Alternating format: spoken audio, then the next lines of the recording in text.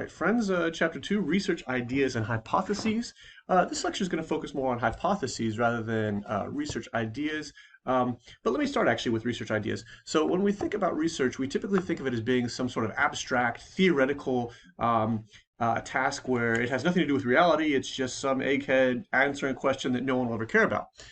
This is far from true, right? So I always tell my students when they're trying to think of a research idea, think of something that matters to you.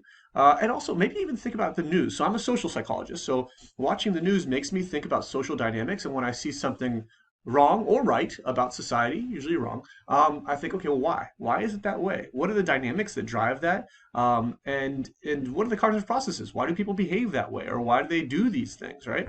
And that's where the research ideas can really come from. I always tell students they have to be really interested in the idea too. It's not one of those things that you can kind of just phone in, particularly because a lot of people don't like to do research. So you need something that you can really identify with, feel strongly about. I always joke with my thesis students that they are married to the idea until they finish their dissertation, or thesis rather. So when we talk about hypotheses too, we're always kind of projecting into the future. That's where the pictures come from. Science fiction is a hypothesis in most cases. Right? What is the future going to look like? That Star Trek picture there. Welcome to the 24th century. Right? What will the future look like? And that's what hypotheticals are all about.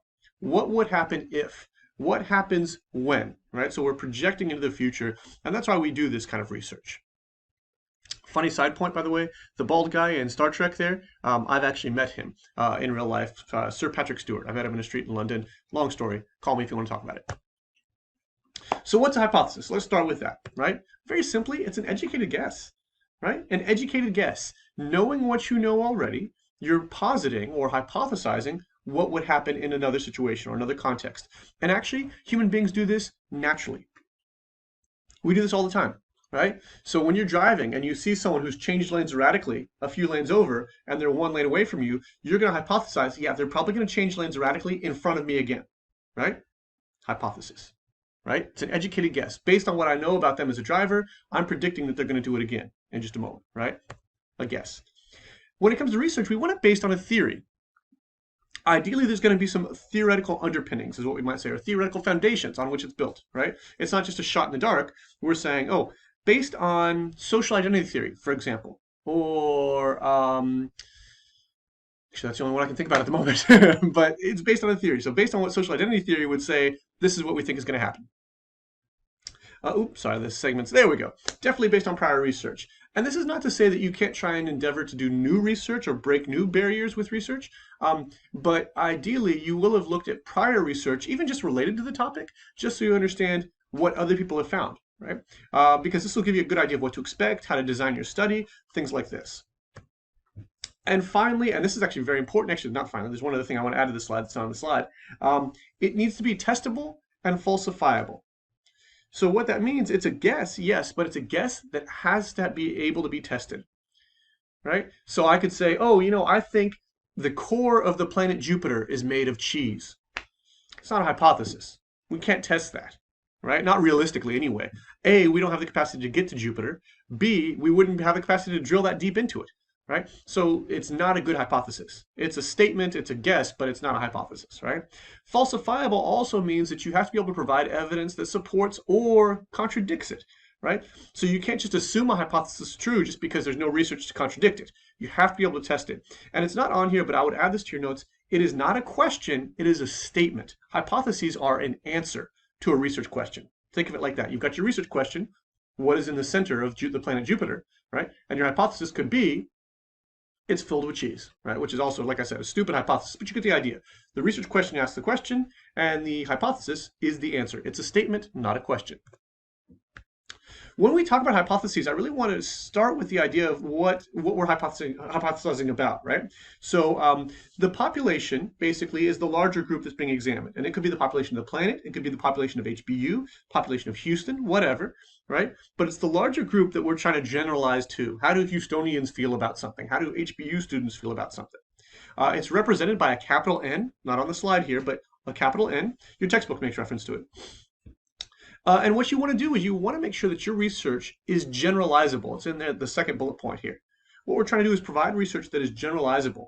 So if I sampled 200 HBU students, I would hope that I sampled them well enough that I can generalize to all HBU students, right? With some accuracy. Obviously, not everybody's going to feel exactly the same way, but with some accuracy, right? So we want the sample, the smaller group that we're sampling for our study, to be representative of the larger population. And by being representative, it makes it more generalizable, right? So if I was trying to generalize to Houstonians, I wouldn't have a sample of 200 people from Dallas, right? Even though they're both groups of Texans, Houstonians and people from Dallas, Dallasites, Dallasins, I don't even know what you'd call people from Dallas. Anyway, they're not going to be. It's not going to be a representative sample, and therefore not generalizable. Right? The sample is the term I keep using here. The sample is actually the group of the population, the smaller group of the population that we are testing in our research. Right? So it's represented by a lowercase n, so large N for population, lowercase n for sample. And as it says there, should be very similar to the overall population. The term I used was representative. We want a representative sample. If we want to do research on minorities, then we need to get minorities in our sample. We can't just have majority members in the sample. It has to be representative. If we want to know how women feel about something, we sample women. And it sounds kind of duh, like obviously that should be the case, but you'd be amazed at the amount of research that does not include a good representative sample. And I would throw it out there. When you are deciding how valid a piece of research is, make sure that the sample is representative of the population, because that to me is an underlying factor of whether or not you can actually take their findings with any kind of credibility. A little visual representation. I'm a very visual learner, so hopefully these little pictures help you. But for example, Skittles, right? If I want to know whether or not people like Skittles, right? Skittles being the overall population like this, I would give them a small sample. I'm not going to give them the whole 2-pound bag. I might give them 5 Skittles, right? Just take the bag, cut it open, and pour 5 in their hand, right? In this case, I'm going to ask them, do you like these based on the sample you've just had, assuming that you'll like the whole bag if you like the sample, right? And if you'll notice what I've done here is I've actually just cut the, what corner is it? Top right corner out of the population picture and made it to the sample. And if you look at my sample, right, I have all colors of the traditional Skittles represented. Orange, yellow, green, purple, and red are all in my sample as they are in my population. And if you notice in the population, it looks like there's more oranges and greens than there are other colors. And if you look at my sample, same again. It seems like there's a few more oranges and greens than there are of any other color. Very few yellows in the population, very few yellows in the sample. That is the idea, right? That's the idea. So when you're thinking about sampling and representation and population, think Skittles. Sampling error, and I'm sorry, usually I try and change the color or bold terms I really want you to remember. Sampling error is a term that I'd like you to remember. And essentially, it is how different the sample is from the population. Very simply put, right? How different the sample and the population are. And ideally, we want sampling error to be as close to 0 as possible. We want that sample to be very, very representative, fairly identical to the population. And it'll never be exactly. It'll never be exactly. So accept that you're trying to get as close as possible, but not actually achieving it, right? Just as we're called to act like Christ, to walk like Christ, of course, but we will never, ever be able to be like Christ perfectly. We just strive for that endeavor, right? Same thing here. We want to be able to be identical to the population, but we're always going to fall a little bit short. The idea is to keep it just a little bit short. You want to minimize it.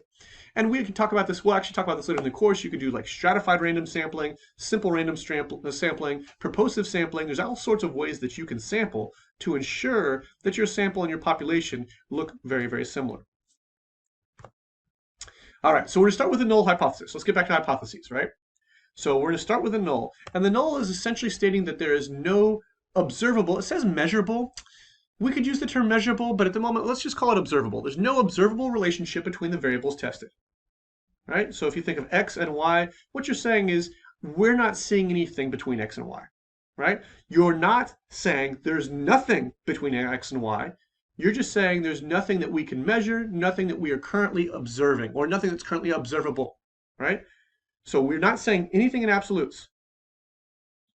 No absolutes when it comes to research. We're simply just saying this is what we think is happening. This is what we see happening. All right, so kind of stupid examples, but for the first one, there's no significant difference between men and women's IQ scores on IQ tests. And actually, this is fact, just in case you're wondering which is smarter, men or women. The research indicates that men and women are almost entirely equally smart, broadly described, right? So what we're saying here is essentially there is nothing happening. Biological sex and IQ have no measurable interaction, right? That's what we're saying. The X, that is biological sex, the Y, that is IQ, nothing measurable, nothing observable going on in this study, okay? And doesn't mean that there's not something going on. It doesn't mean that another study might not find something different, but we're saying in this study, nothing to see between the two, right?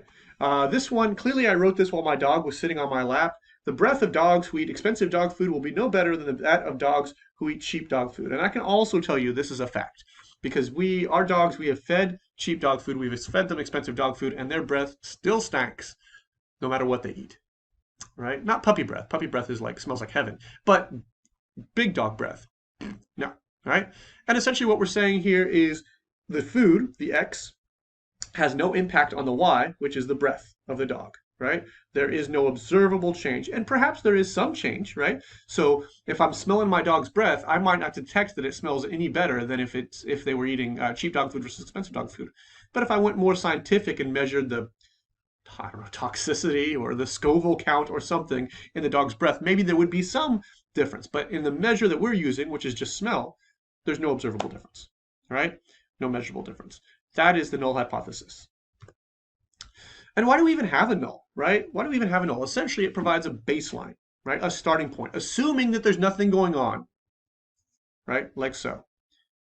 So what we're saying is, if we have no substantiating information, without any evidence, we're going to assume that nothing is going on, right? Innocent till proven guilty. There we are, right?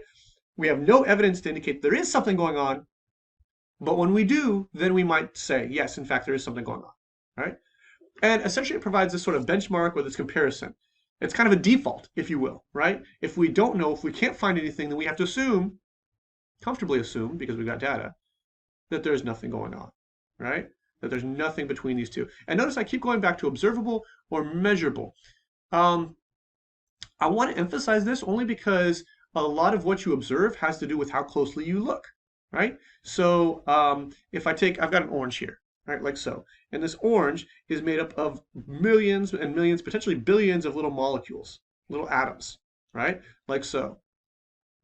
To the naked eye, to the observer, without a microscope, right, this is one single entity. It's an orange. It's one single item. But if you were able to look at it through like an electron microscope, for example, you would actually be able to see that it is based on millions, potentially billions of component parts of atoms, right? So it's not just one thing. It's essentially a very connected collection of millions, potentially billions of things, right? So what I would say is, oh, okay, if somebody said, well, there are multiple pieces to this, there are multiple parts to this, millions of parts to this, I'd say, no, there's not. Your hypothesis is incorrect. I don't see millions of observable parts of this, right?